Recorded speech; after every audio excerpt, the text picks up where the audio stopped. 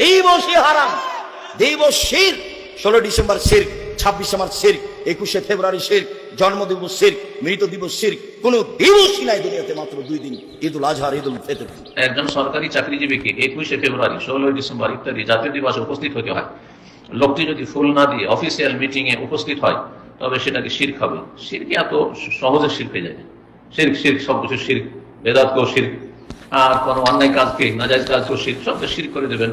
এটা একটি চরমপন্থা বাড়াবাড়ি। জি, আলাদাভাবে যে কোনো রকমের ইসলাম বিরোধী কাজ হইলেই শিরক হয়ে গেল, এই ফতুয়া এক শ্রেণীর এমন বক্তাদের, যাদের কাছে কোরআন সুন্নাহর গভীর জ্ঞান নেই।